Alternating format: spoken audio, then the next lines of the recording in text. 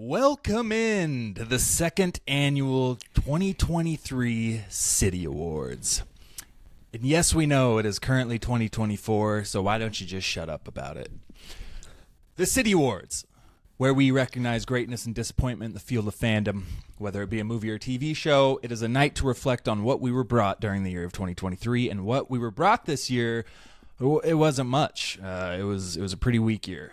Coming off our debut Siddie Awards from the year of 2022, where we had series such as Andor, House of the Dragon, Rings of Power, Stranger Things, The Boys, and somehow even more series than that in one year. Movies weren't as great, but, Wakanda Forever, The Batman, Avatar 2.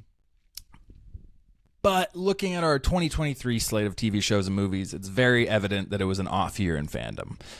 We arguably had more disappointment than success in both the shows and the movies. It was pretty rough, but there were still some gems of 2023, and we're here to celebrate those gems. So, before we dive into this very fancy and prestigious award ceremony, we'd like to take this time to press pause and go ahead and follow us at social media. Why So Sidious Pod, Instagram, TikTok, and X. And please go subscribe to our YouTube page. We are claiming 2024 as the year of the YouTube growth, so let's see some freaking growth.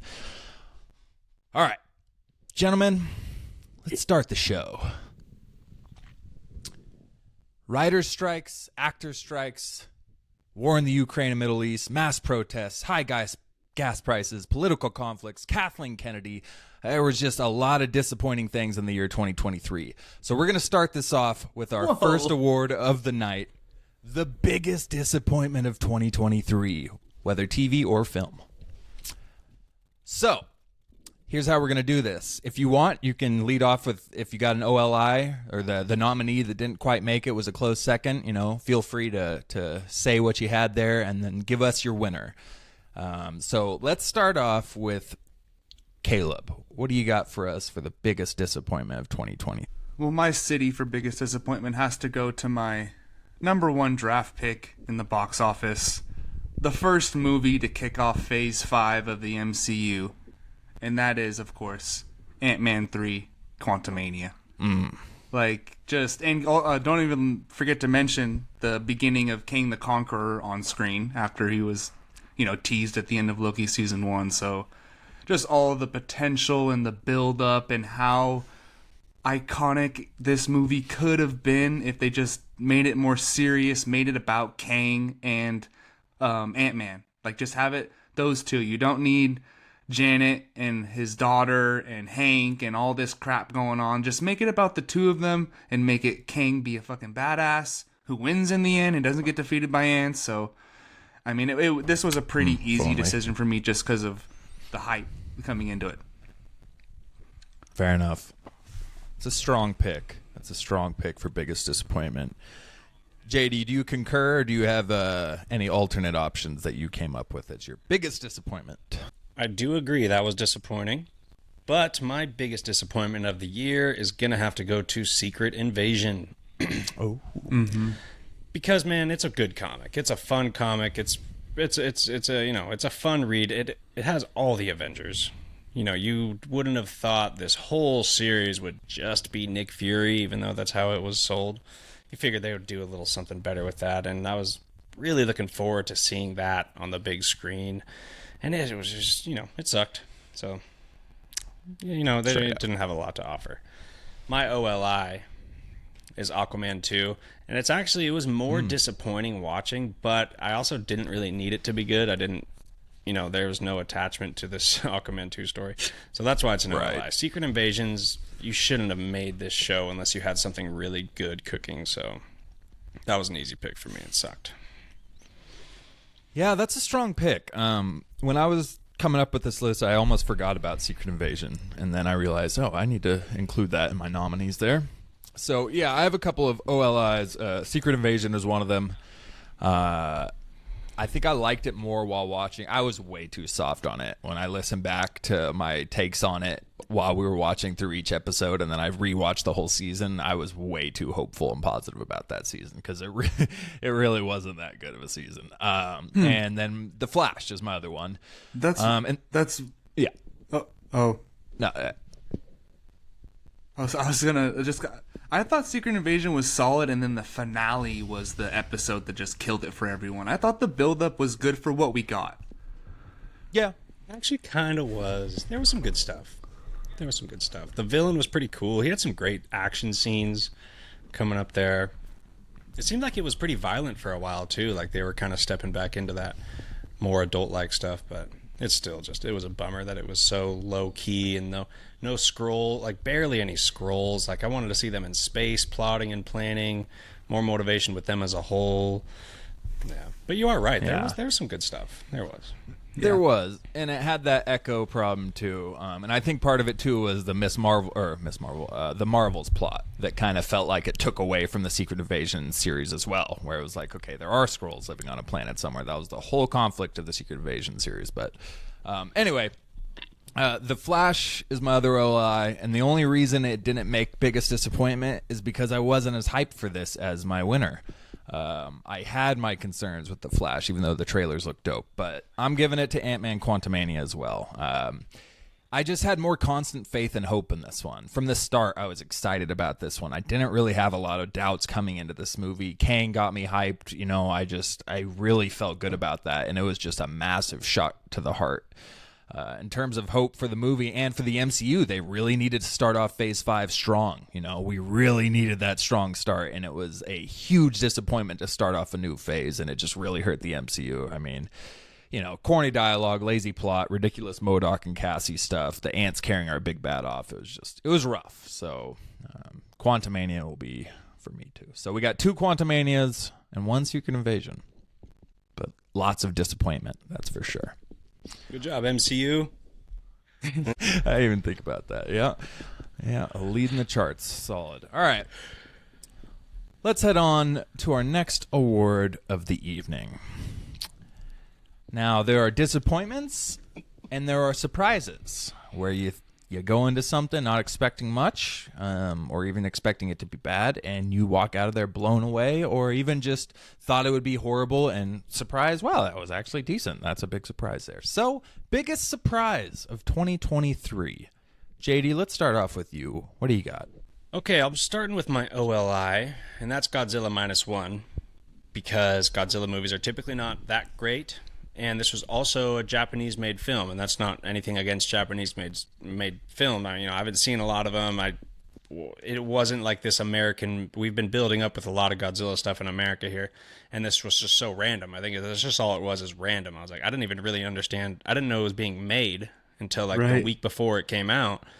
The reason it's in the OLI is because everybody said it was amazing before I went in, so I kind of knew it was going to be good. You heard how good it was over and over again, but if I wouldn't have heard that, I would have been very surprised at how much I enjoyed it.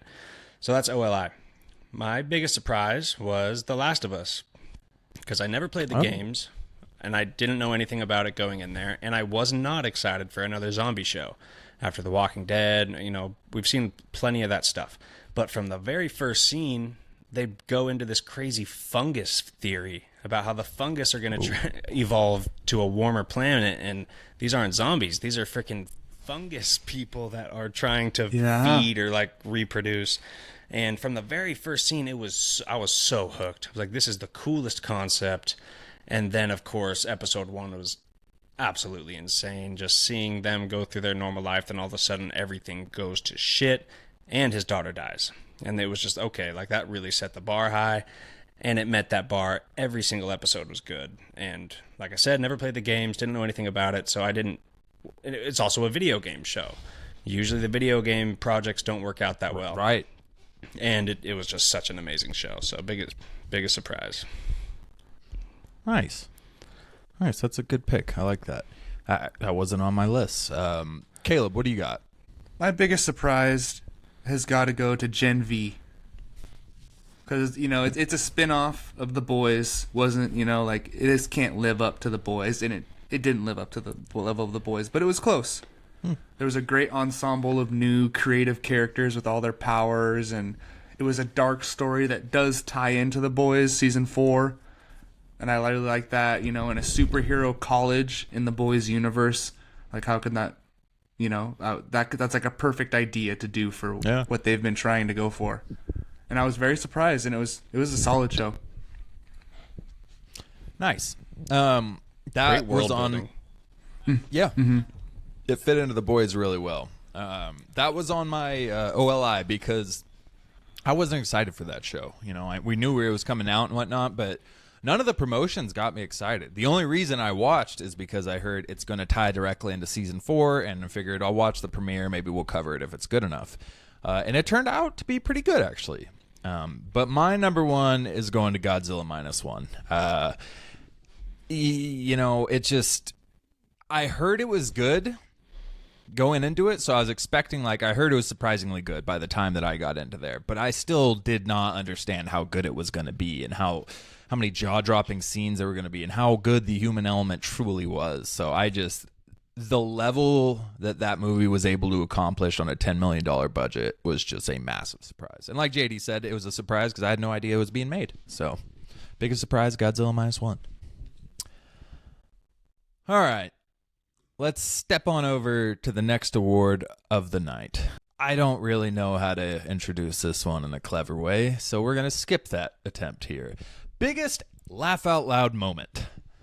The MCU is obviously well known for the jokes it cracks. DCU really followed suit with that, probably a little too much. And, you know, the Amazon shows are rife with humor. There's a lot of stuff with good humor out this year, as far as things went. So I'm going to lead off this one. I had a couple one from each kind of deal. You know, Ant-Man, the whole scene was pretty funny. Peter hitting on Nebula and Guardians of the Galaxy was pretty funny. But I'm going with the one that really caught me off guard the most, and I laughed out loud very hard with JD and Caleb, and that is The Flash. Young Barry Allen, where he's charging up all the stuff, and he goes, what if I just, like, Palpatine this dude? And just does the electric, like, Palpatine force lightning and takes out the guy. And it caught me off guard so much. Like, I laughed out loud hell hard. That was the hardest I laughed in that movie. And it was just a great scene. Young Barry had 2 or 3 scenes that were really funny, but I'm giving that one, that caught me off guard the most out of anything this year. So, Caleb, what about you? What caught you off guard? What made you laugh out loud? LOL, as the kids say. I like yours better. I forgot about the Peter hitting on Nebula too. That was hilarious. And she when she just looks over at him like, what the?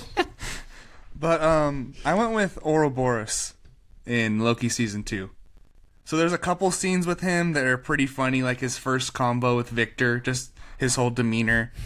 But I picked describing how your skin will fall off when he's telling Mobius, excuse me. No. And Loki, he's like, you will be lost in time forever, and Mobius will lose all his skin. You've got about an hour. And then this thing crashes into the window, and he's like, you've got 5 minutes. He was great. Yeah. All right, JD, what you got? Okay, I also have a little Guardians of the Galaxy thing, and that's pretty much Nathan Fillion every time he was on screen, but specifically I think, and let's just rewind, because this year didn't have a lot of huge laughs. It really didn't. You know, a lot of MCU shows have been funnier overall. There's been more laughs in other movies, but It's fair. I think the funniest scene I saw was Nathan Fillion when they're in that room and they walk in on the Guardians of the Galaxy and they're bugging him about being there, but Chris Pratt's acting like they're supposed to be there. Like, what are you doing here? This place is, got some radiation or some shit. And he tells Drax to shut up or something, and then Nathan Fillion's like, "Oh, you got one of those too, huh? Yeah, I got one of him. He goes, this guy, I love this guy, but him." Just looks at this dude with the most repulsive look on his face, and he's looking back at him just super concerned about why. It's so funny. That's really good. So, and then, I mean, he has another funny scene where he kind of does that again. And that whole scene is funny, too. The second one where Adam Warlock's mom was like, "Show this man we mean business." And he just blasts him, kills his ass, just completely kills him. And everyone's pissed at Adam Warlock, and Fillion does it again. Yeah, he's a moron, huh? I got one of those too. And even like that little creature looks super scared, and Adam Warlock's like, I don't like how he looks sad. I don't like how this makes me feel. Like, that whole scene was hella funny, but Nathan Fillion. I forgot how funny Adam Warlock was. He had some he was absolutely hilarious scenes. Mm-hmm. Yeah, you're right. I might have been a little overly positive about how many opportunities for humor we had this year. In comparison to last year, we had a ton, especially with the boys and everything. So, well, while we're talking about laughter and funniness and humor, let's go on to our next award. Best Overall Humor, which is probably going to be pretty anticlimactic here, going off of what JD said. So this one probably won't take a lot of time. I'll just say Guardians of the Galaxy Volume 3.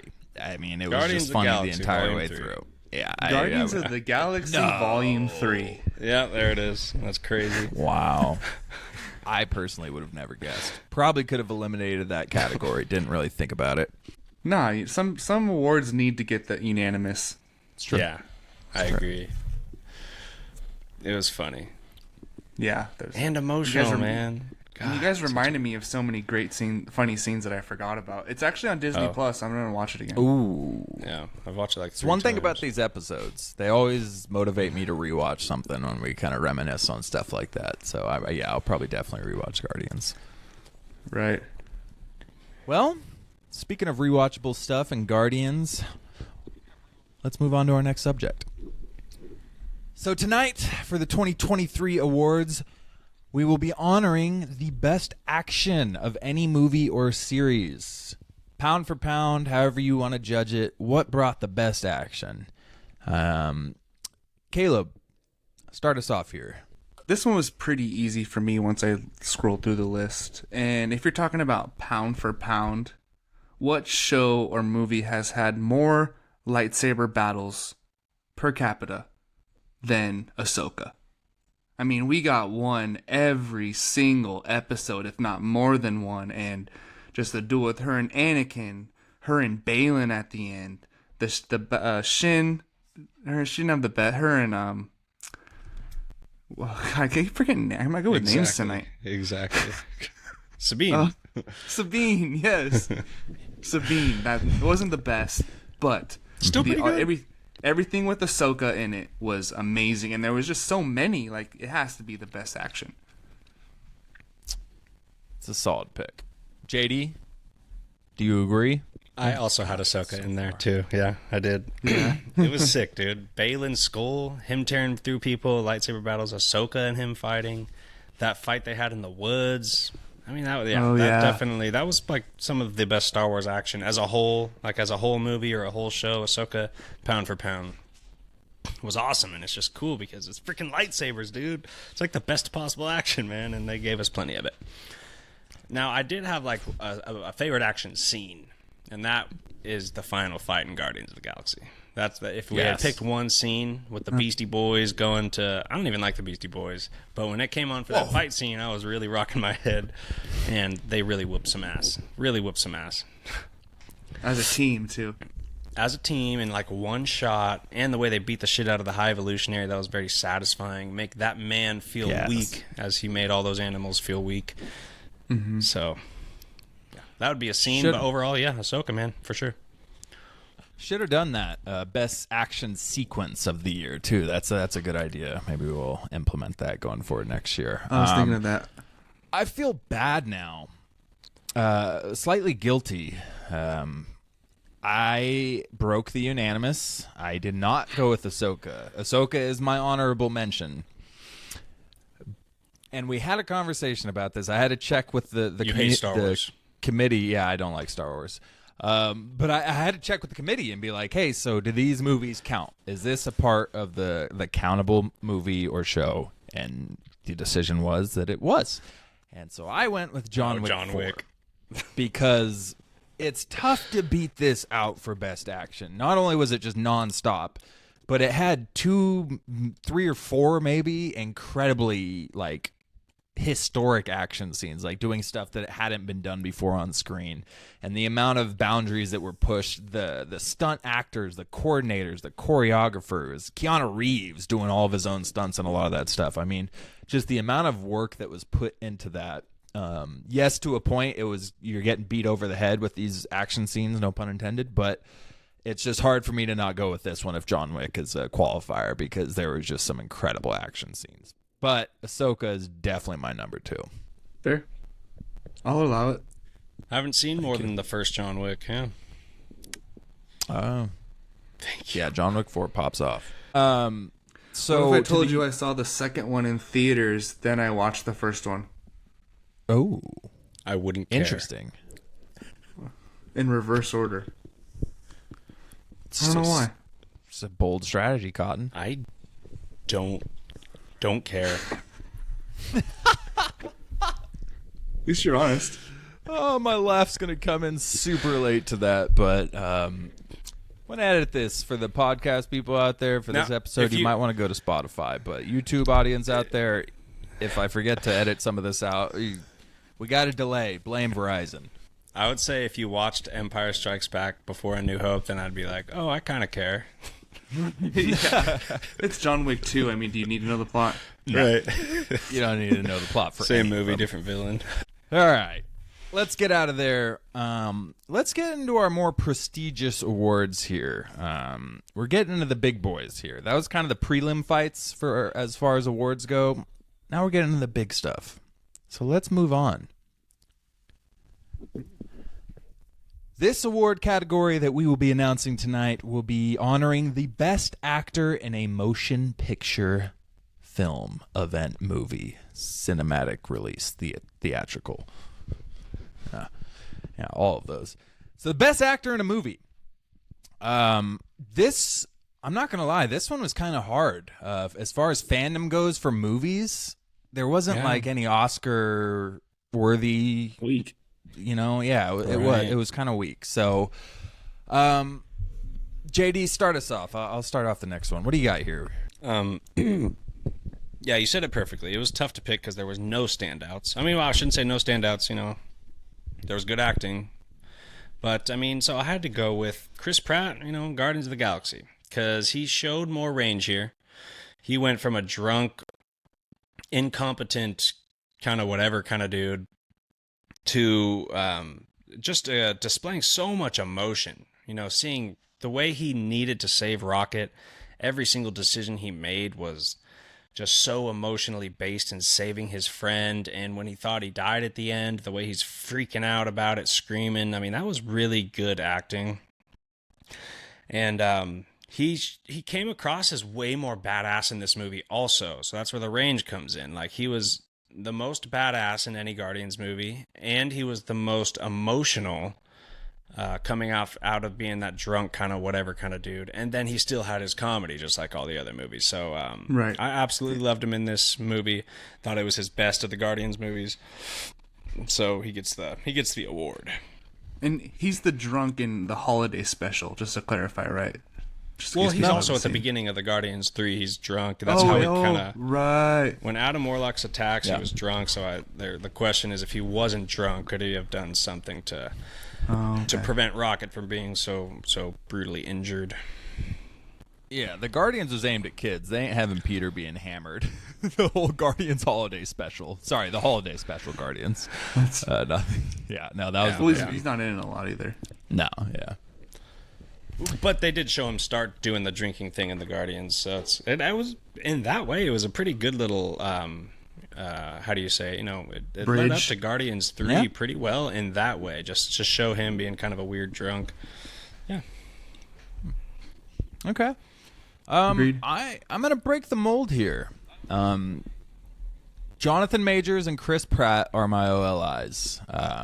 And the fact Chris Pratt's higher than Jonathan Majors, I want that to be clear. But despite Quantumania being terrible, I don't think we can take away the performance. Is that due to on-screen or off-screen?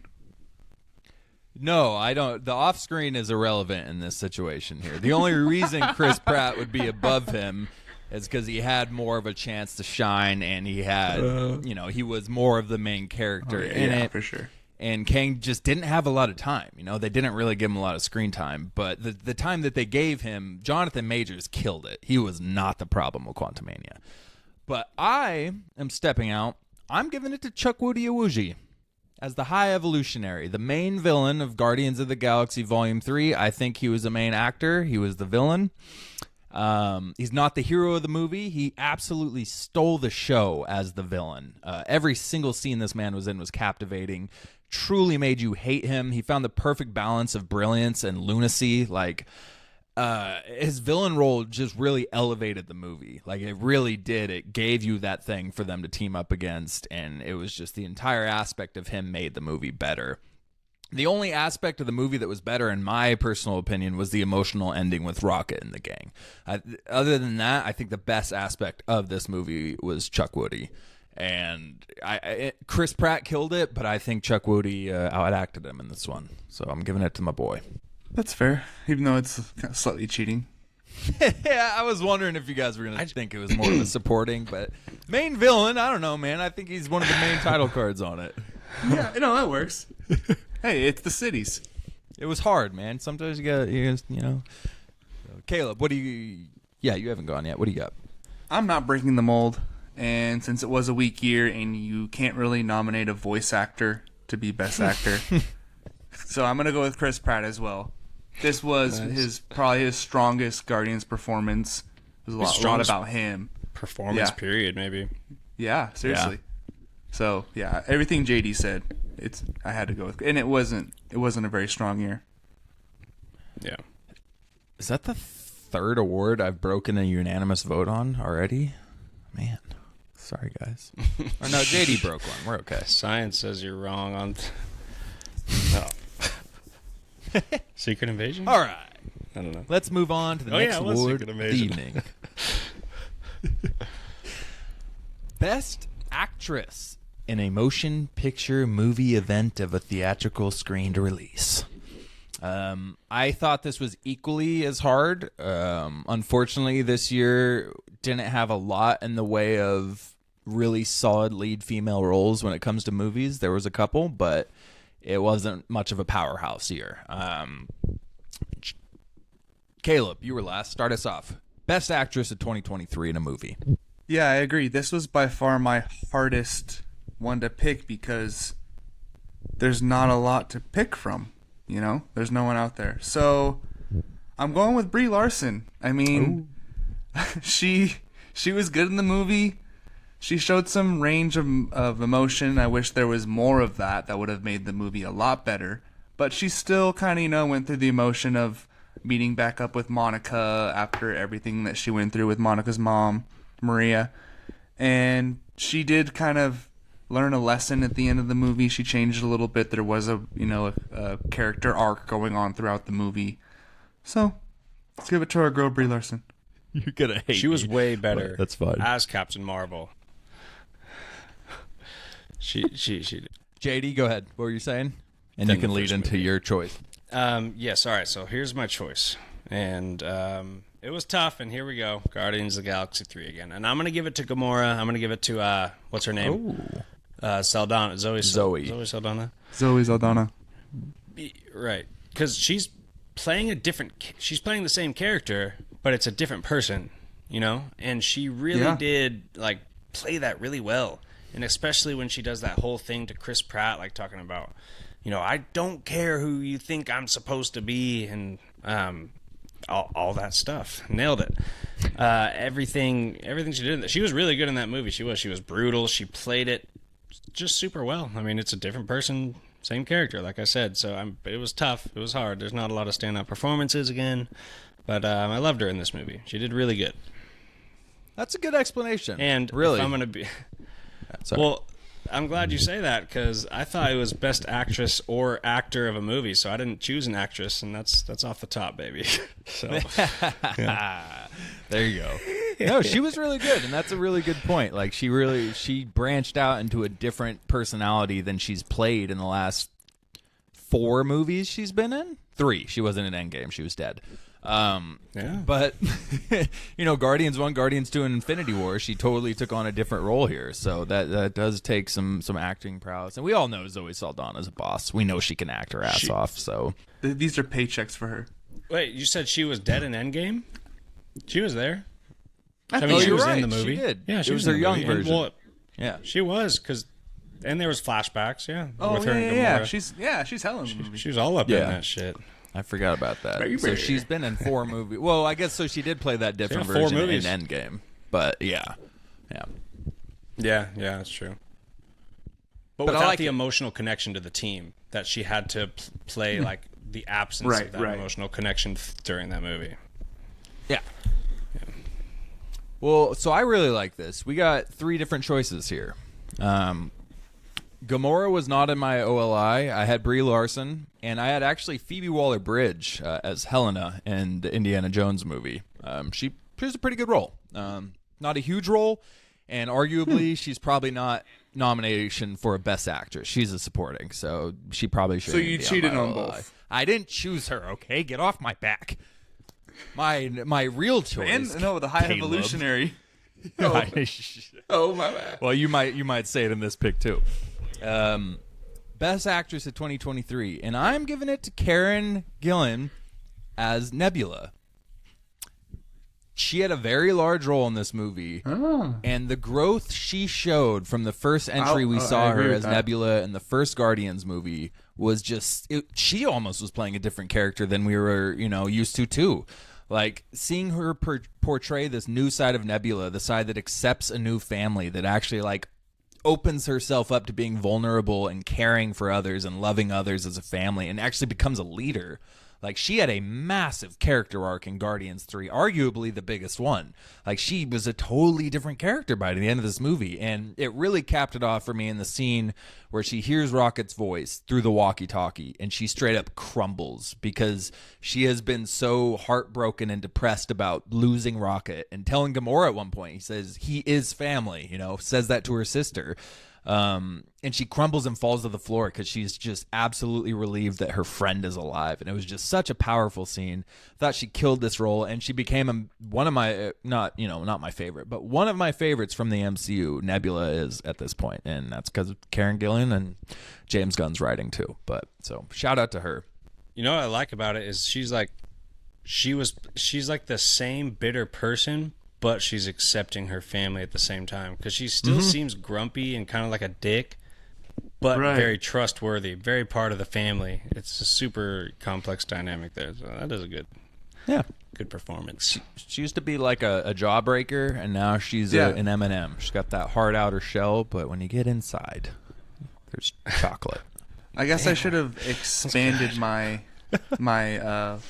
nominees, because I was thinking in like Oscar terms, basically, where like you had to be like the lead main role, and it was like Brie Larson, like that's the only one. Was like the main person, you know what I mean? Brie would be the only one who was the main title character as a female lead in these movies. So it's like Karen, Nebula was a main character, but you're right.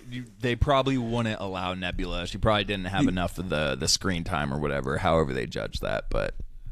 You got to branch out to cities, like you said. No, I think she did, though.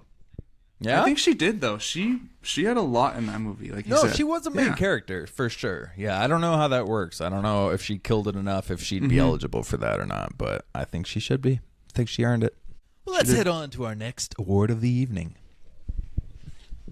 Best Actor in a Series. TV Series. I've already said it. I'm not going to say it at the beginning of every category. Pickings were slim for a lot of these categories, so you just, we got to roll with it. I will lead this one off.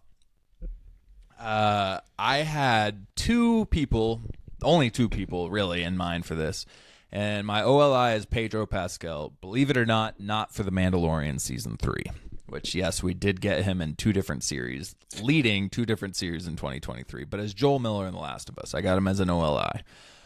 But I got to give it to Tom Hiddleston as Loki Laufeyson in Loki Season 2. The god of stories, the trickster, the god of mischief. I mean, Pedro came close, but you can't deny Tom this award after the absolutely brilliant ending he had for Loki. He captivated audiences. He had everybody talking about him. He obviously made this season, and he cemented himself as an MCU legend along Robert Downey Jr. with the ending of that series. So you got to give him his flowers with that Loki, Tom Hiddleston. The GOAT. Jeremiah Darr. Who you got? Okay, so I did go with Pedro Pascal. He was amazing. I mean, he seemed so genuine. Every scene he was in was captivating. He was either badass or smart or emotional, even funny sometimes. Even funny when he says dry humor. Everything's great. Straight face with the guys pointing guns at him. Everything's great. And she's like, no, he's always a dick. Just tell them it's okay. Tell them you're good. Everything's great. So he was funny, everything. So, very captivating, made that show very good. So agreed. Fair enough. Caleb? Well, I have the same as Dave. I have Pedro Pascal, and not in The Mandalorian, but in The Last of Us as my OLI. And I have Mr. Loki himself, Tom Hiddleston, taking home Best Actor in a Series in the second annual Siddie Awards. Wow. Congratulations, Tom. Yeah, way to go, JD. What the hell are you thinking, bro? The Last of Us? All right. Well, let's get out of this ugly area. We'll just leave JD's humiliation behind, and we'll move on to the next award of the evening.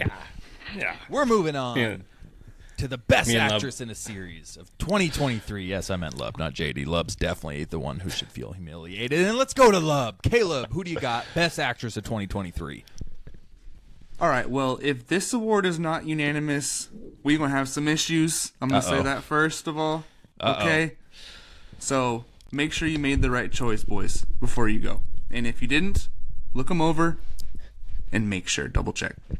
So for my OLI, I had to go with Jazz Sinclair from Gen V, the main character. Mm-hmm. She was pretty badass in that show. Had a crazy character arc from me. He's like the new kid, the loser, the loner, moves up the rankings, becomes popular, and gets into much trouble. So yeah, she was great. But the hopeful unanimous award winner should be Rosario Dawson from Ahsoka. I mean, come on, guys. Come on. Oh. So, with that lead up, oh my God! I thought you were gonna say my pick. Same. Well, it looks like me and JD are going to be on the same page here. What a pathetic loser. Did I mention he should feel humiliated? I mean, the star of the Clone Wars finally getting her own show in live action with Dave Filoni. That is cool. Her interactions with Anakin in the World Between Worlds, like seeing her master again, how she acted that, and her and Sabine being that, trying to become a master, be like Anakin, but not as much like Anakin. Okay. Everything she went through, come on. All the issues that people had with Brie Larson and Captain Marvel, I had with Rosario Dawson and Ahsoka. She was so one-dimensional. No, she did great. You're right. She's the best. No, you didn't say that when we covered Ahsoka. I liked the character. But her acting seemed okay, too. I'm going to go with JD on this one. I'm not going to give my pick yet, but I would just say, for me, those Anakin scenes felt more like Hayden Christensen and just the idea of Ahsoka and Anakin and seeing Hayden Christensen back. I love the character of Ahsoka. It was freaking awesome to see her, but I would say as far as acting ranges go, the majority, for me, of Rosario Dawson's scenes were the same level of mood, dialogue, emotion. She had a few standout scenes, I think. It's true. But she did not win number one, and I am curious, and I'm not going to expose myself yet, so I want to hear JD's pick here. JD, it seems like you didn't have the same choice. Who did you go with for Best Actress? Bella Ramsey. Bella Ramsey, baby. Let's go. I got Bella Ramsey. She killed it, man. And I got, Last of Us is I had my sweeping Best Actress and my Best Actor. Dude, Last of Us is sweeping it. She was amazing, dude. She was so good. She was funny. She had a spunk. She had the attitude, and she bounced off Pedro Pascal Love spunk. so well. And it got emotional, when they're talking about when they're talking about her. She's plucky. She's plucky. Talking about the daughter, talking about Joel's daughter and stuff. It got sad, man. She played that pretty well too. She played it so low key. She showed that she was super hurt, but her character would never show pain, and she showed that so well. Like, I'm not going to show pain, but as an actor, I'm going to show the audience that I'm hurt, So that's pretty good, dude. So she was amazing.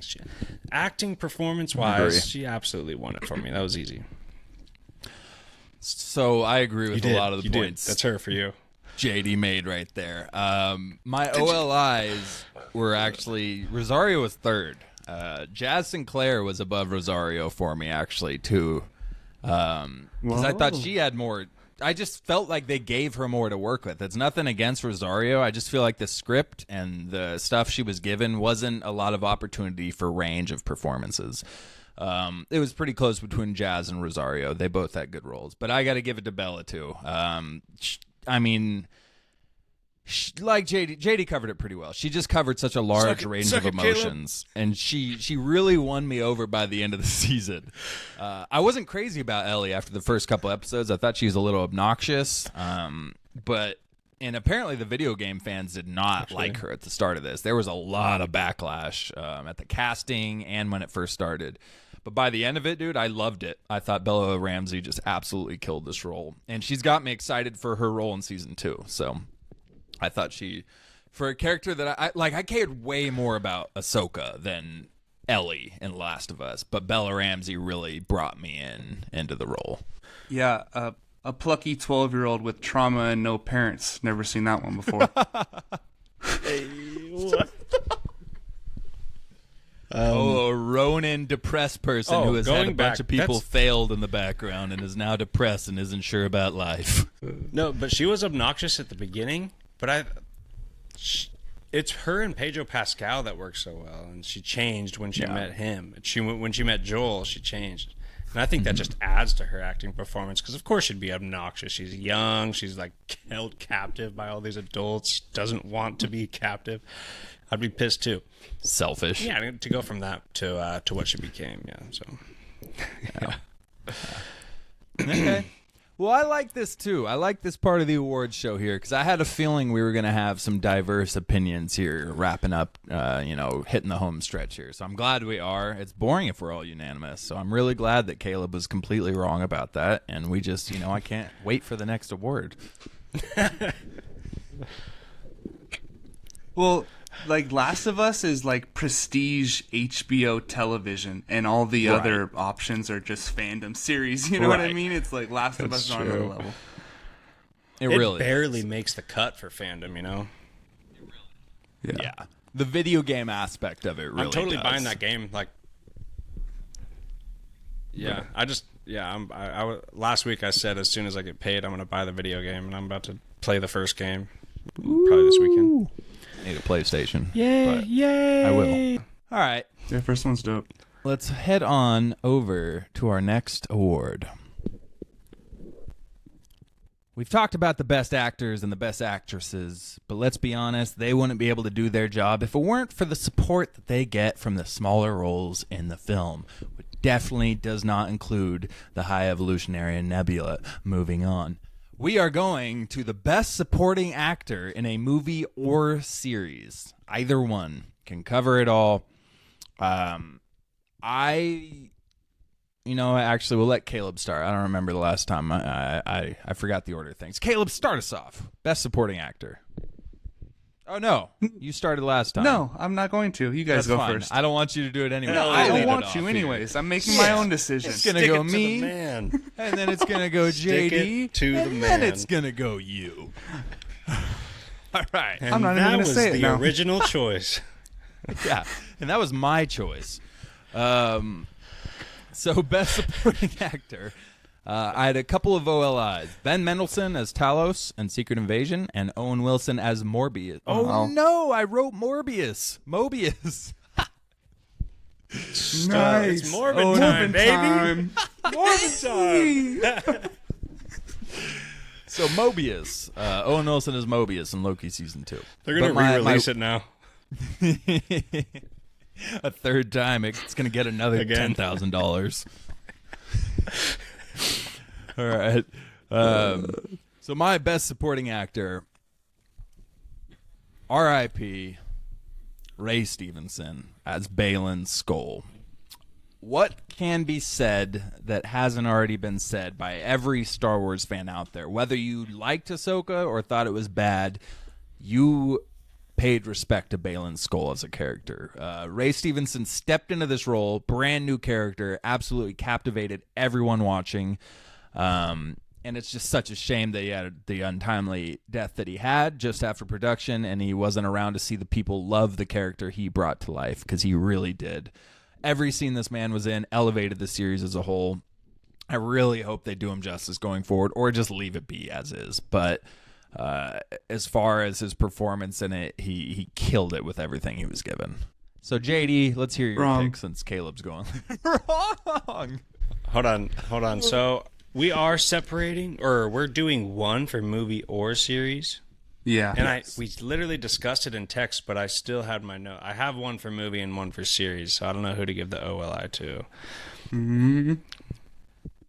You can throw out both if you want, but it's your call. No, I'm going to throw out both because that's what I want.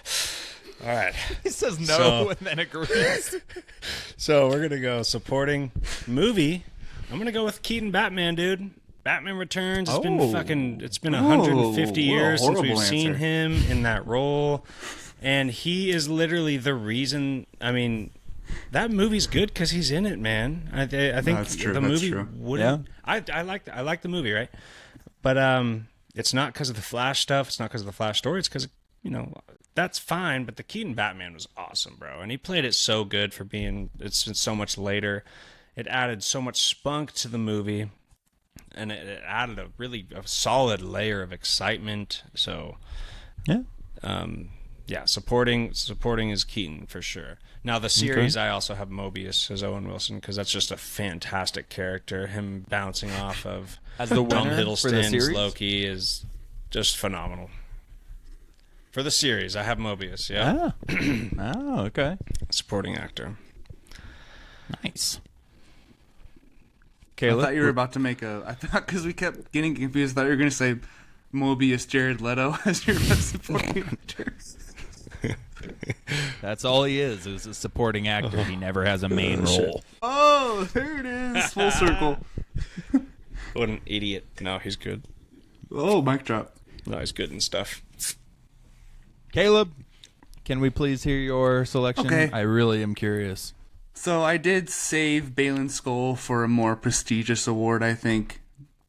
But I kept it Star Wars. And, if he's in it, I'm going to have to give him awards somewhere in the city since you guys don't seem to want to nominate him. And it's Hayden Christensen returning as Anakin Skywalker in Ahsoka. Okay? Come on, baby. Reprising the role. So much better than what we got in Kenobi.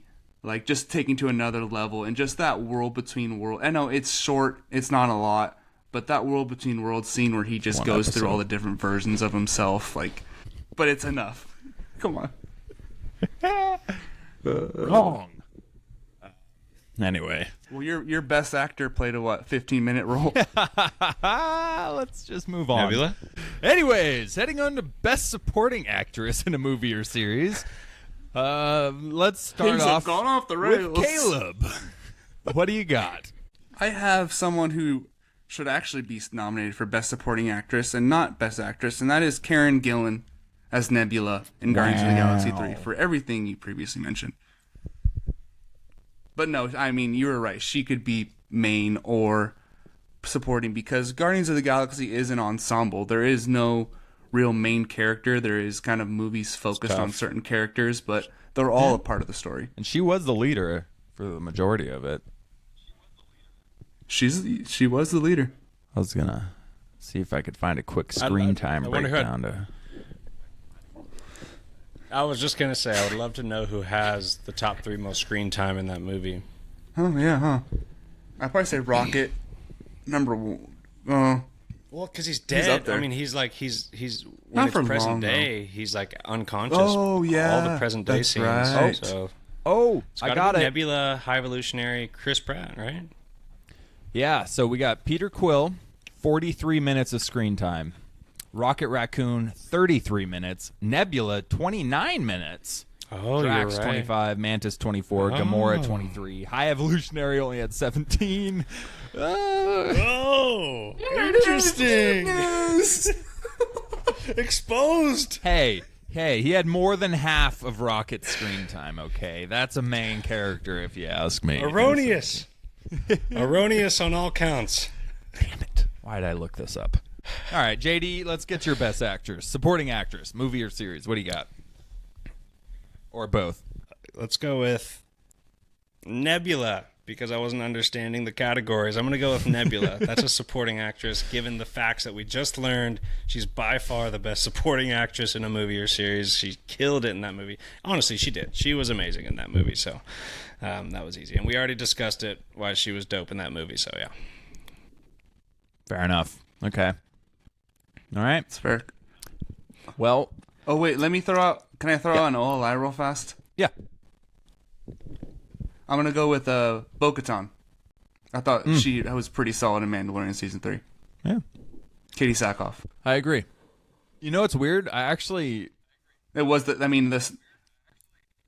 was just going to say, I put her at Best Actress at first when I was first making my notes, and then I was like, she's probably not a main. Pulled her out, even though she's probably more of a main than Nebula. I was about to say, though, the story's more about her than Mando. Like, it's really the Bo-Katan story, really you know? is. Like, she could be... Which is why I didn't like that season. That's why. And she was in it way more than Pedro. Like, her face and everything was in it way more than Pedro. Pedro's face wasn't even in it. Yeah. She... Because he wasn't the in Mandalorian for season 3. Yeah.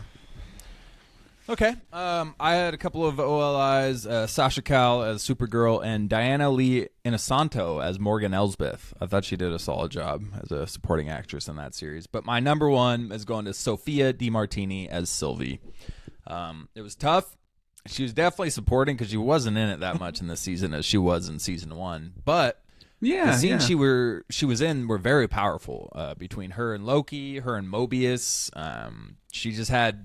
she had more pound for pound scenes that were really solid, complex stuff than any of the others that I saw. So, Sophia DiMartini taking the prize home this year for her season 2 portrayal of Sylvie. All right, moving on. I hated her in that show. Sorry. Yeah, well, she hated you in this podcast, okay? But you know what? That was mean. I'm sorry. I went too far. Cut your bangs off. Cut your bangs off.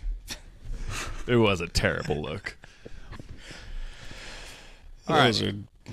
We're going on to the next award category of the evening. And that is going to be the biggest oh bleep moment. Or oh shit, whatever you feel like. Whoa. Sorry. JD, kick us off. What do you got? Hey, no, Loki season 2 finale. That was definitely the biggest oh shit moment. How is that? Like, dude, that totally exceeded anything that I would have expected from this show, from that character. He became like the most important thing in Marvel, arguably. The whole MCU. How he literally just, at the end of this thing, he's grabbing the whole timelines. He's holding time together itself. And the scene itself was just felt like it was ripped out of a big-ass 2-page comic panel. So sick. So climactic. Such a crazy ending. Such an oh shit moment. Good call. Got an OLI. Yeah.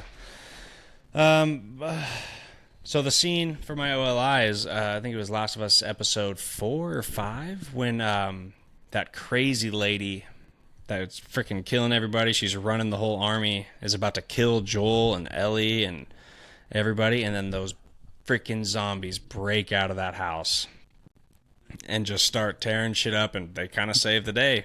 They're the good guys. They're the protagonists. And that was crazy. That was fucking crazy. From someone who don't know anything about the games or the characters or the zombies themselves at all. Then you got this big-ass zombie crawling out there, but the way they just busted out, ran hella fast. Faster than zombies usually do in movies. And tore shit up. That was crazy. That was awesome. So I said, oh shit, I think. I literally probably said, oh shit. Yeah. Well, that is the point of this category, so that makes it eligible. Caleb, what do you got? Do you share? Do you share choices with Jeremiah here, or you got something else? I do not. I do not share any thoughts with Jeremiah. My Caleb's biggest spite. It's just spite coming in hard tonight now. A singular thought. I don't support anything either, you scumbags. my say. biggest My biggest oh shit was when Ahsoka said, "All right, guys, let's go." and then she crossed her arms and stood there stoically. No, but for real, my biggest oh bleep moment has to come from Across the Spider-Verse. The ending of that movie when you find out he's in a different timeline. Like, the whole movie is leading up to him revealing himself. Like, the conflict going on with his parents, he's late to everything, they're wondering what the hell's going on. And he finally, after the whole movie, comes home and says, "Mom, I'm Spider-Man." And she looks at him and she's like, "Who's Spider-Man?" And you're just like, wait a second. And then he figures it out that, the spider that bit him is from a different universe. It sent him back to that universe that doesn't have a Spider-Man, never has. And then you find out that Miles is the Prowler in that universe. His dad's already dead. His uncle's running shit, like they're about to go hit a lick or do some crazy crime shit that night. You know what I mean?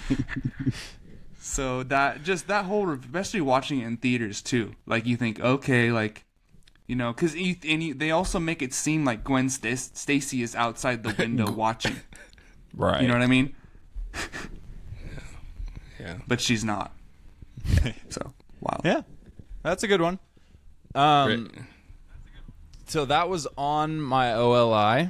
There was a lot of these this year. I had like 6 or 7 moments where I kind of was having to narrow it down from there. So real quick, and I didn't put the Loki one on here actually, and it totally makes sense, and I don't blame you for putting it on there, but that felt more to me like a gradual, my God, what are they doing? Kind of just like, it was freaking awesome. Oh my goodness. But the ones I threw on here, actually, I think I actually said it out loud in response. So Joel, when he shoots through all the fireflies on his way to getting Ellie off the medical table, and he just decides to shoot through all of them, and then lies to her about it, that was insane. My jaw was on the floor watching that scene. I had no idea that was going to happen because I don't know the video games either. Miles revealing the alternate universe was another one I had. And Anakin's transformation into Vader when he's walking between the world between worlds, and he does this little shrug and it flips to Vader. I immediately was like, oh shit, that was dope. Like, that was so sick. But my number one, back at it again, Godzilla -1. The first time we see Godzilla's atomic breath. I wanted to give it to Anakin, but dude, this first atomic breath scene in Godzilla -1, like, it goes quiet. He violently cocks his head back. Like, it goes silent. You don't really know what's, and then just snaps back. And when he unleashes this brutal stream of atomic breath, it levels, like, everything within, like, a quarter mile of the circumference of this freaking thing.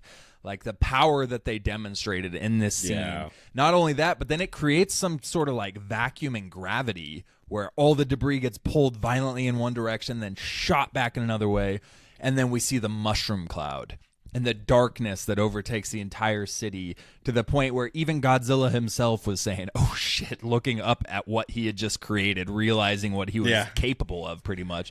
Like, the whole scene was like what I was expecting of an Oppenheimer type scene. It just, my jaw was open, and again, I think I said it when I covered this, but me and Megan both looked at each other, and she was like, whoa. That was cool. Like, it was just an awesome scene. So I got to give it to that. Nice. The category's not, whoa, that was cool. That was Megan's. Okay, that was Megan's reaction. No. No, she has her own Siddie Awards. I did have that on my list, dude, but then I didn't say oh shit, so I had to take it off because I didn't say oh shit, but my jaw was open. Well, hands was are tied. wide open, like I was. Never mind. So if his jaw dropped moment, would have been. But to bring it back to The Last of Us real quick. Oh. Mm-hmm. All right, like I was welcoming a corn dog into my mouth. What? Maybe since I'm the only one that's played Last of Us, I don't rank it as highly as like you. at the fair. Oh, okay. So you what? Yeah, corn dog category in 2024 goes to It's a big, huge, hard corn dog. Okay, to get it back on topic here, since I played the video game. Okay, JD's antics and Dave's delay is really fucking screwing it up here. Jesus Christ. Oh. Keep it rolling. Since I played the game, everything wasn't as big of a surprise to me as it was to you guys, since I literally went through it already. You know what I mean? Like, I saw it all. That's fair. Yeah. I had no idea what was coming. So, yeah. All right. Let's get out of here. Let's get into the next category. Most emotional moment. Yeah, let's get serious for this next one, okay? Everybody serious up. This is where we're going to cry. Emotional. Everybody get ready to cry. Yes. Most emotional moment. Why so Sidious? 2020. And I will start this off. I'm probably going to break this should be the biggest mold. Huh? This should be the why so Sidious moment of the year. There should be the most Sidious moment that'd be sick for 2024. We'll see. I don't the most think Sidious moment. Emotional. Like, is it No, like someone just getting Sidious. tortured, or is it just like... Yeah. No, why so serious? I don't know. The why so serious moment. Sidious could be like a pun. We'll workshop it. We'll see. Tune in next year. We'll workshop it. All right, most emotional moment. I feel like I'm not going to pick the same one you guys are picking because I think there's an obvious one that happened this year that broke the hearts of everybody across the nation and the world. But I'm going with Barry says goodbye to his mom in the Flash at the very end. I talked about this in depth the last time, so I'm not going to go over how many times it's made me cry. But it's just brutal, man. He's got to voluntarily leave his mom 4 or 5 behind. He never had times. his mom growing up, and he has to go tell her, not even being able to say that it's him. He has to straight up say goodbye and kind of in this imposter way where he's acting like a stranger. It's just brutal, bro. Like, that's a whole nother level of emotional trauma, having to do that and willingly be like, yeah, sorry, mom, you're going to die. Like, it was tough, and Ezra killed the role, or killed the scene. So that's mine. It just brought out the emotions. But I do have OLIs that I think you guys are going to have as a number one, so I won't say it. I'm curious. I want Love to go for it. You go. I mean, Dave, Does the who host goes allow next? that? Go. Yeah. Caleb, go. Does the committee approve? I'm going to go with the obvious one. I do have the Flash scene is my OLI. I did pick that, the mom scene at the end. But number one, it's the Guardians of the Galaxy 3 escape scene with Rocket and the rest of his friends. Just brutal watching his animal friends die one by one. It was tough. But it makes Rocket who he is. Poetic. It rhymes. Yep. So yeah, I'll just jump into it. I got the same kind of thing, but different. It wasn't that scene that did it for me. It was just seeing Rocket suffer through everything that the High Evolutionary put him and his friends through. His friends dying too, but then the scene specifically for me for when they revived him and he's talking to Lila in heaven. And on the flip side, Peter's sitting there screaming because he thinks that Rocket just died. And, Lila says it's not his time. And that was super emotional, man. And, I fucking hate animal cruelty. I fucking hate it so much. It's up there with, child trafficking. It's just one of the worst things you could ever fucking do to a helpless, animal, man. The animals just want to love you, dude. Dogs, so happy to see you when you come home and shit. How can you hurt those things? It sucked seeing the animal cruelty there. And then Rocket finding out the raccoons, finding out that the species was actually named raccoons. That was kind of emotional too, just finding out who he actually is. Yeah, that was good. And then even, dude, it was brutal. Won. So everything that had to do with Rocket Raccoon in that movie was pretty emotional. Your dog heard. I know, it totally did. Hey. She doesn't get beat. She's very happy. She's like, yeah, I've been through some shit. I don't know what her previous family did to her. We got her from the pound. She seemed scared when we first got her. Well, yeah, but that's she's always solid, hard, man. too. Raccoon, man, that was sad. All that shit. That was such a great movie. All the emotion they threw into there. Peter seeing his grandpa again. That was emotional too. I was like, damn. Oh, his grandpa was so happy to see him, even though he thought his grandpa was like, didn't like him because of the last things he said to him. Even that was emotional. Dude, you're totally right. The ending, I forgot that. I got emotional at that because you had the combination of his grandpa, breaking down and can't believe that his grandson's in front of him, and then Drax saying goodbye to Mantis and like actually crying as he's waving, and she needs to go off on her own, and the group is separating. That whole thing, and I actually didn't have that in my OLI, but I do now because that was a great one. But yeah, Rocket's friends being murdered and Peter thinking Rocket is dead. Those two scenes were in my OLIs. But I had to give it to Barry. But I knew I was going to be going against the crowd on that one. Because, Guardians was emotional. Oh, when Nebula tells Drax that he's not meant to be a destroyer and he's meant to be a dad, I thought that was a pretty cool emotional moment too, man. The whole movie, man. Yeah.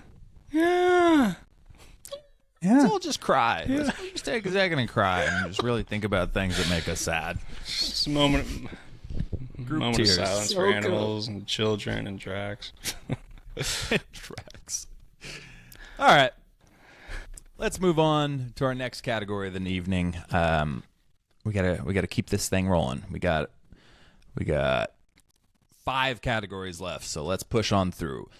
Best visual effects of 2023. Caleb, what do you got? I'm going with Ahsoka. I thought for being a TV show, pretty solid VFX. You had all the stuff going with Thrawn and the Star Destroyer, all the lightsaber battles. I mean, pretty dope for a show. It definitely was a step up from The Mandalorian and Kenobi when it comes to Disney Star Wars TV shows.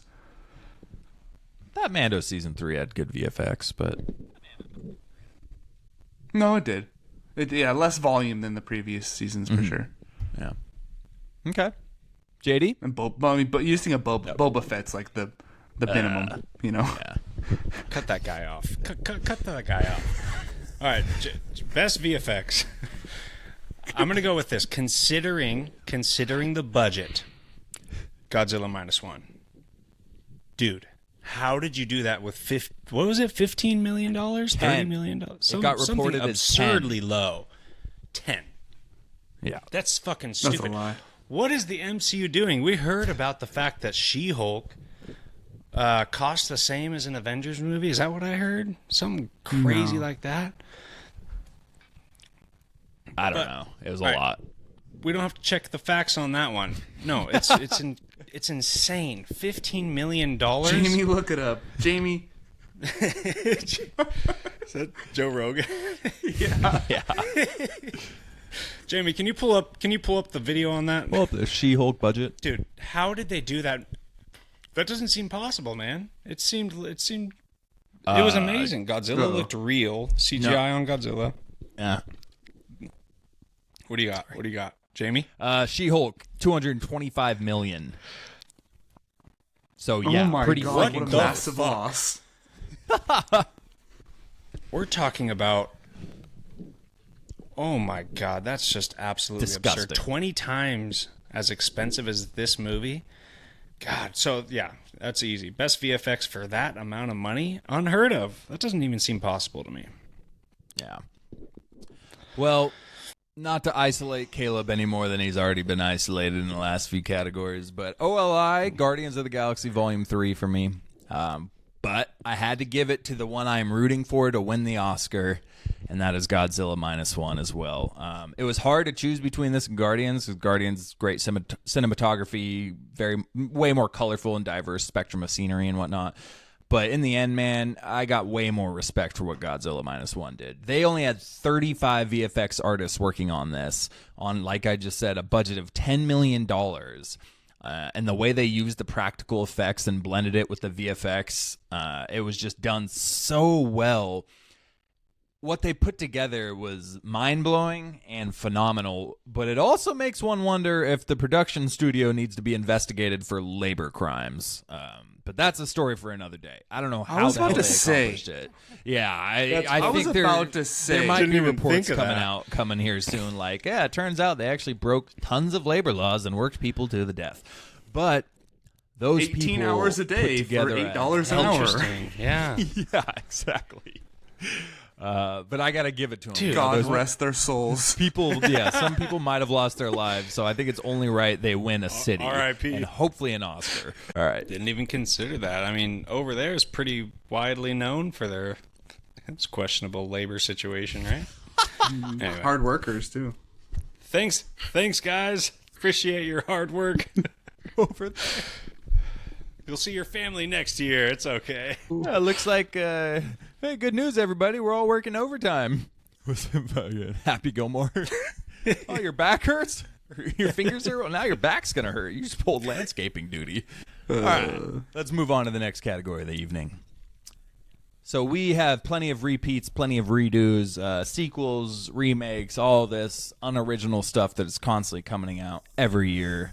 Seasons of TV, movies, whatever the case may be. So it's always nice to get a new character brought into the mix. A character we haven't seen, whether it's brought into the big screen for the first time, whether it's live action for the first time, whether it's a brand new character. We like to celebrate new characters and originality here at the Why So Sidious Nerd Podcast. So we are going to go into Best New Character of 2023. Now, I'm going to go with JD to start off just in case Caleb's on the outside again and he wants to switch it last second and blend him with the rest of us. So JD, start us off with this category here and we'll move on from there. All right, best new character. I'm going to go with Balin Skull. Really stole the show there in Ahsoka. Man, that was a really cool freaking Sith showing up. Every scene he was in, his action was awesome. And his dialogue was awesome. Every scene he was in was freaking awesome, dude. R.I.P., man. That sucks. I would have loved to see him in a few more projects, but best new character for sure. Straight up. Caleb? I'm surprised you didn't pick Baby Godzilla, but I'm going to go with Balin Skull as well. Okay, I have to agree with you on this one. It's definitely Balin Skull. This is what I saved him for. Just the amazing character I'm sad we don't get to see any more of. Or portrayed by him, at least. Right. Dude, it was a good year for new characters, honestly. I had 5 or 6 on here. Even from Victor Timely, Spider-Punk and Across the Spider-Verse was an awesome character first finally brought to the big screen. Supergirl, Kang the Conqueror, High Evolutionary, all these people, it was their first time being brought to the big screen. But I'm with you. Balin Skull as well. Got to give it to him, man. None of them made the impact that Balin Skull did, that Ray Stevenson did. In the amount of time he was given in this original Dave Filoni character, Balin Skull. Swept away everyone instantly and made everybody wish he was around to give us more. So look at that unanimous pick. We're all on the same page. We're flowing. There we go. All right. We are rolling into our last 3 categories of the evening. Before the big 2, we have Best Villain of 2023. I'll start this one off. We had some good ones. We had some really good ones. I won't list them all off now because you guys still haven't picked yours yet. I don't want to spoil anything. But you can probably guess what I'm going with. Well, one of my old eyes was Godzilla. I'll go with that because I don't think anybody picked that. But he was a full-on villain, of course, in this movie. That man was not a savior. That man was... He was just a problem. But I went with the High Evolutionary.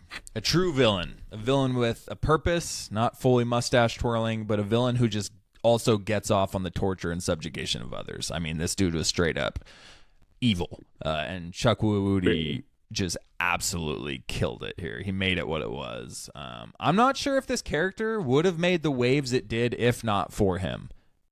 Like, if they had another actor portraying this character, it could have very easily gone over the top into corny.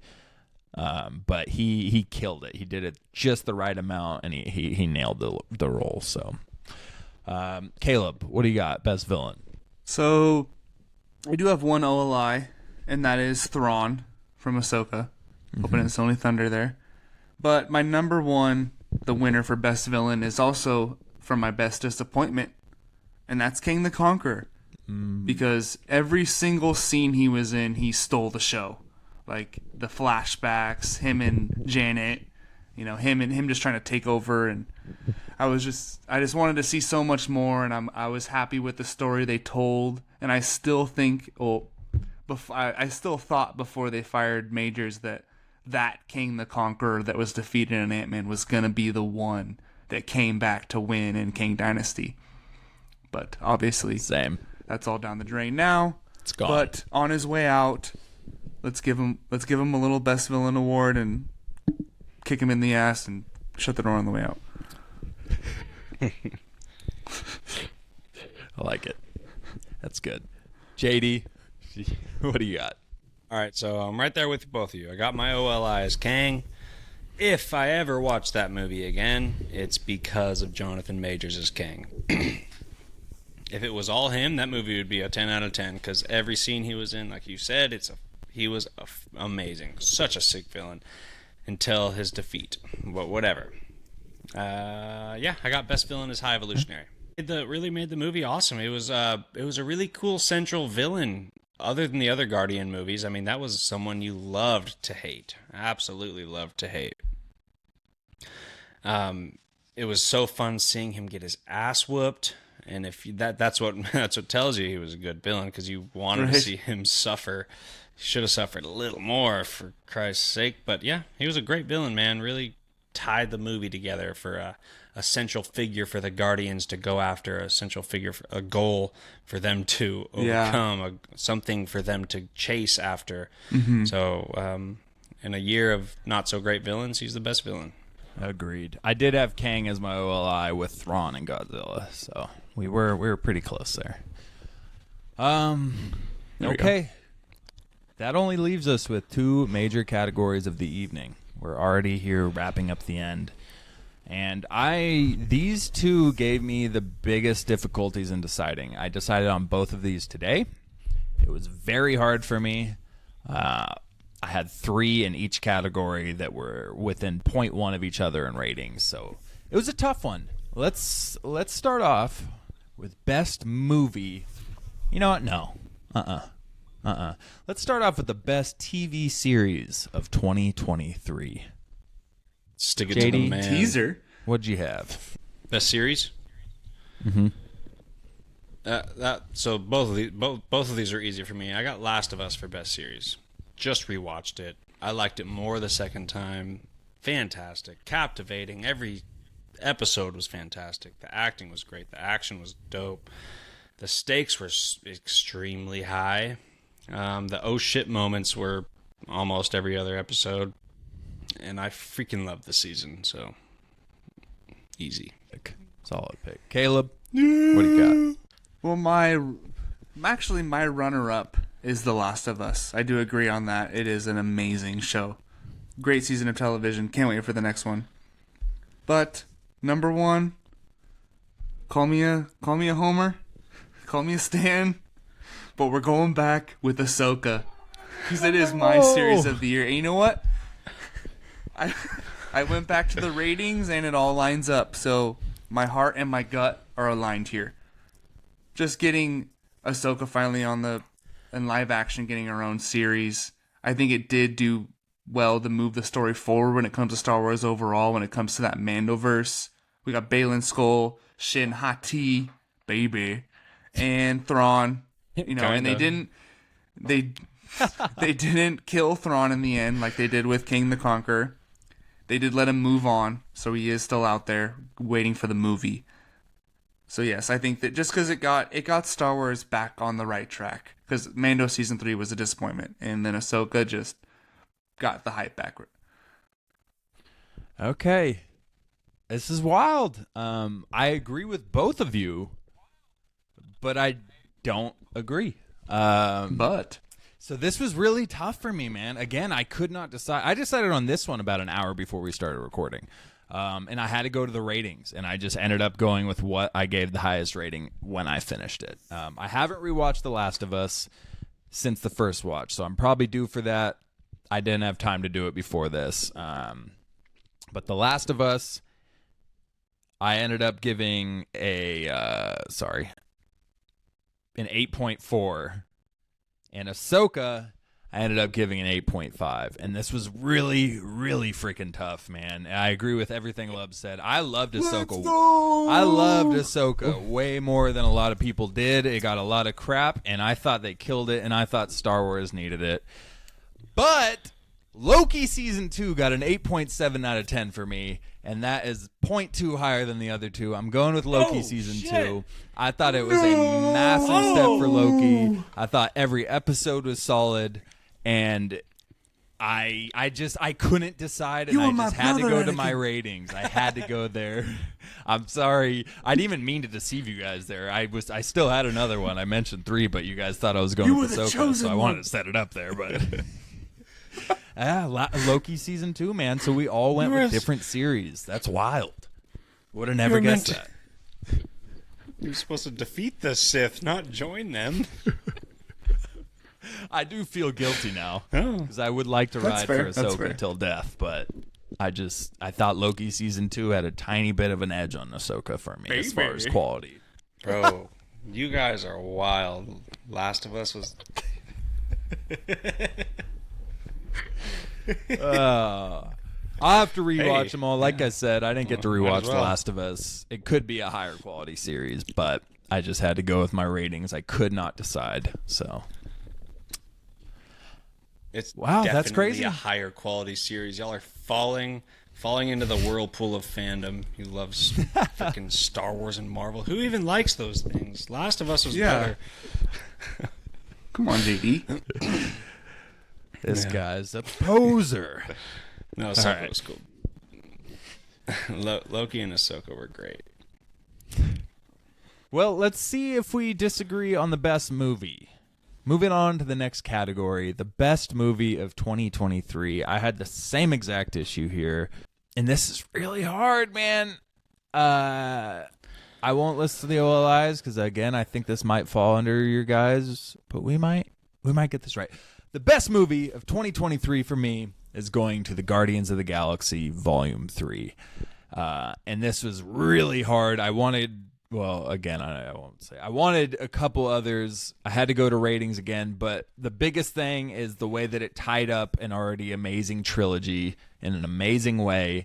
It brought emotion into the MCU in the best possible ways, and the MCU needed this to succeed more than anything at this point in time. So it was a massive clutch play by James Gunn, but it was just a beautiful wrap up to a beautiful trilogy. So Guardians of the Galaxy 3.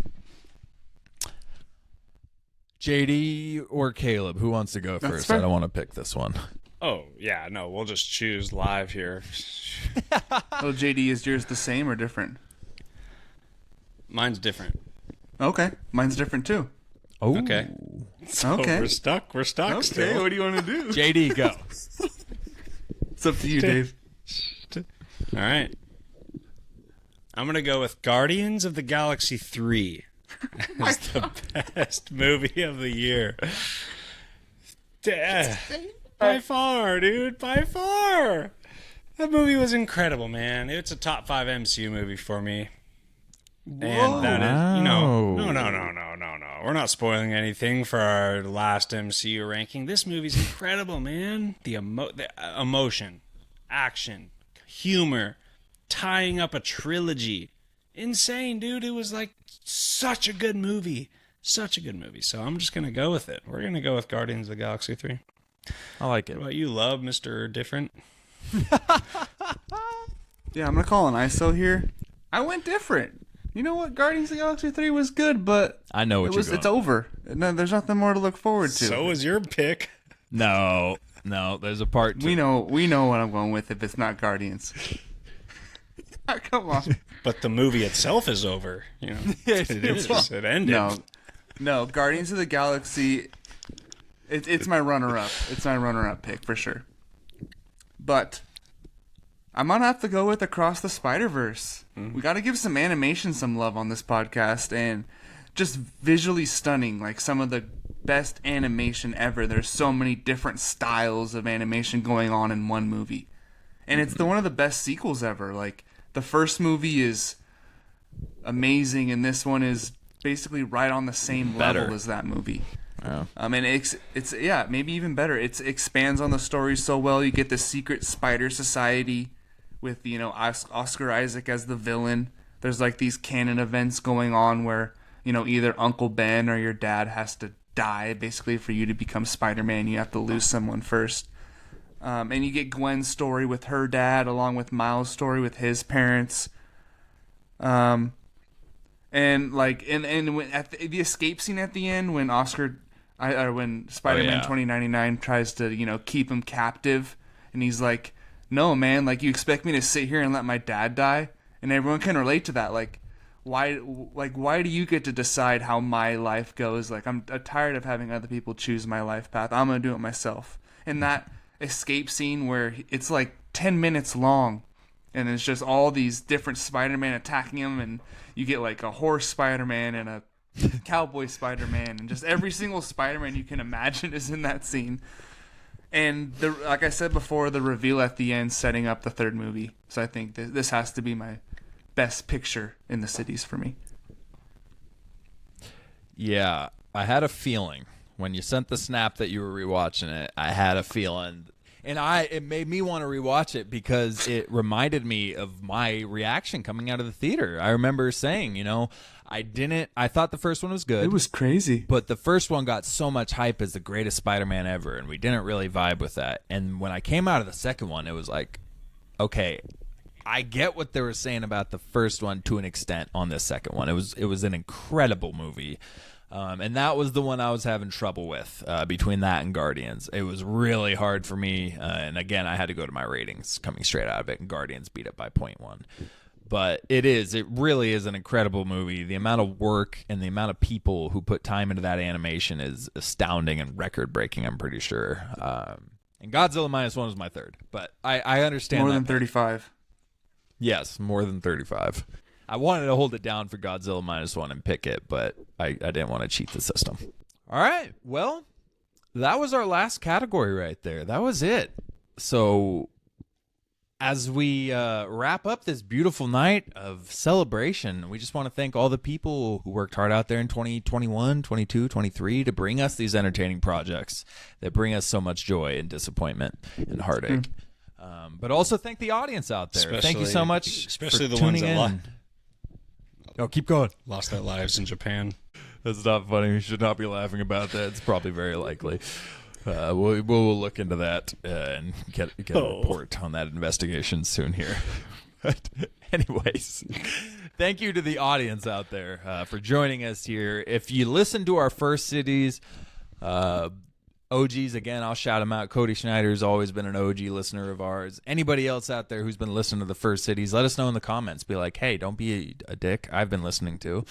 Let us know, man. We want to know where our OG audience is out there. But thank you for tuning in. If you're a newcomer, you're welcome as well. We appreciate you. And thank you to my co-hosts, Caleb Culver and Jeremy Darr. Again, thank you to the audience. Without you guys, we wouldn't have the second annual award ceremony. We wouldn't be the fastest growing nerd podcast in the world. Don't check up on that, but we are. Wow. Thank you again. Don't fact check that. Just take my word. Jamie. Jamie. Jamie, get the hell out of here. Don't you touch that mouse, Jamie. Anyway,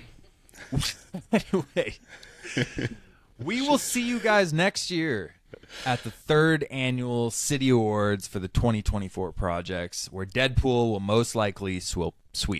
It's probably just going to sweep the majority of these awards. Yeah. Oh, well, and honestly, we hope we cities, see you before then. Don't wait until next year to listen to our podcast. Please continue to listen. We would like to see you in a week. We honestly might have to expand the movies category to everything because there's the Joker and Deadpool. Might be an asterisk kind of year for the cities. Oh, God. Madam Web, man. It comes out next week.